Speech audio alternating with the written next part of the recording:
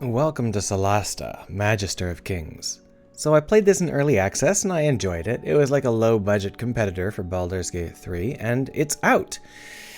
And we've got to face the disappointing fact that it's basically unplayable.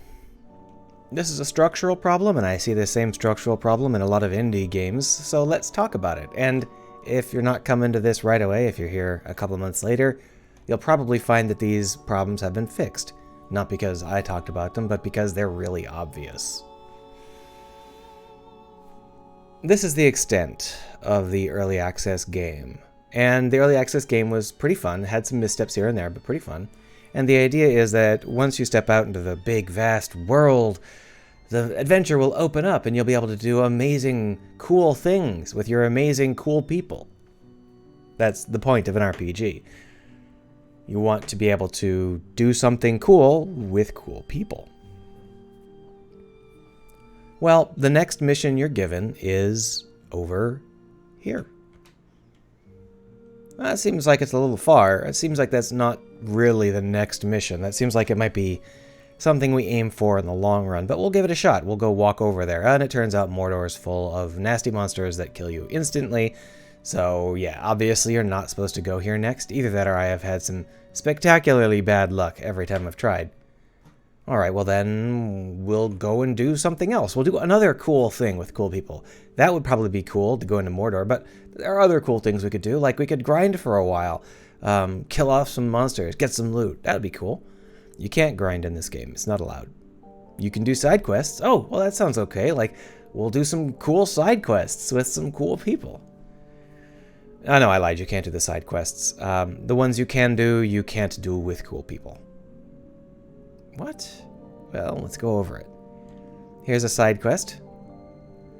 Honor your masters. Okay, so honor your masters is if you have a mage in your party, their old master needs a little bit of help. He wants to explore a tower, so you go to explore the tower with him. Unfortunately, to get into the tower, which is for reasons we won't go into, halfway up a cliff and sideways, in order to get up there, you need to find a way in. Well, I've got a thief, spec'd for climbing. Oh, no, you can't do that. The thief isn't allowed to be cool. Okay, well, what if I cast jump? No. Spider walk? No. Mist walk? No. What if we summon a bird and have the bird go up to... No. What if we go above and we jump down onto it with featherfall? No. Can we build a ladder? No. Then what are we supposed to do? You must cast levitate. It's the only low-level spell that will work. Well, you didn't tell me I'd need levitate, so I took spider walk. Can I get levitate? No. Does my master know levitate? He's like level 15 or 20 or something. He should know levitate. That's a level 2 spell. No. Does someone in town sell a levitate scroll? Well, there are like 15 people that sell scrolls. One of them must.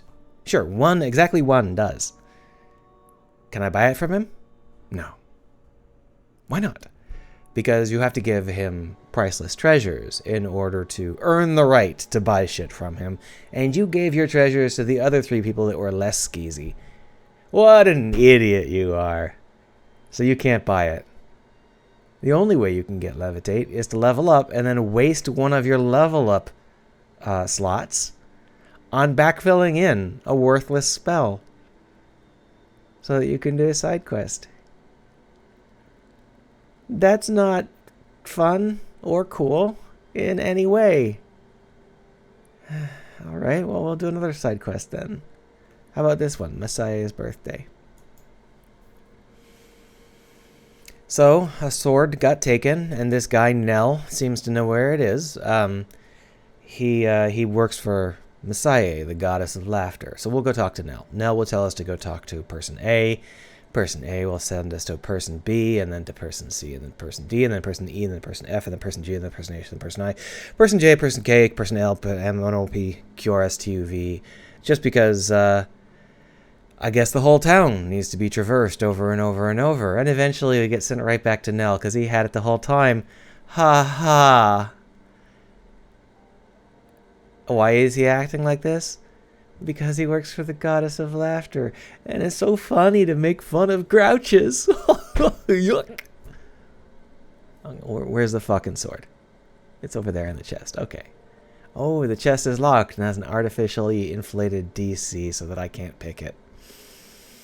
Well, boy, your skills sure suck. Too bad you're not cool. I guess you'll have to donate to the church. Okay, fine. How much money do I have to pay you? Well, I only have one option, to give you 1 gold. So I'll do that. Oh, look, that did nothing, and I still failed. I have one option, to give you 15 gold, or 5 gold, and that does nothing. To give you 15 gold, and that does nothing. To give you 50 gold, that does nothing. Yeah, the DC is going down, but the DC was placed artificially high in the first place. And so we're scripted in this mission, such that not only are we doing something profoundly uncool and constantly falling for this dumbass trick, but we're also being uncool ourselves. And not only that, we're missing out on the opportunity to engage with the world. What would it be like if we were allowed to get back at Nell? Like, allowed to choose to get back at Nell. Maybe this mission ends with us being able to get back at Nell. I wouldn't know, because why the fuck would I keep doing this mission?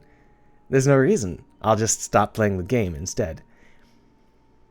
But if we got to that chest and he was like, oh, it's locked, and we tried to open it, it doesn't lock. He says, oh, your skills sure suck. Maybe you should donate to the church. Yeah, why not give us a couple of different options as to what we want to do then? Why not let us point out that we are monster slayers and we are fairly cool people, and it's time for us to turn the tables on Nell? Maybe we should just, if we're good people, we could just do something like pick up the pick up the chest and walk out of the church carrying it under our arms, constantly saying that, no, we're not taking anything, and laughing at him. Nobody likes a grouch, Nell. Shouldn't be grumping at us. We're not taking anything. That would at least let us engage with Nell on his own grounds. That would at least let us get a peek into what it means to worship Messiah, or at least be vaguely in her domain. If we're evil, let us smash the chest. Let us smash Nell. This sort of thing is not just a matter of letting us be expressive for the sake of being expressive. It's to let us be cool. The whole point of an RPG is cool things done by cool people.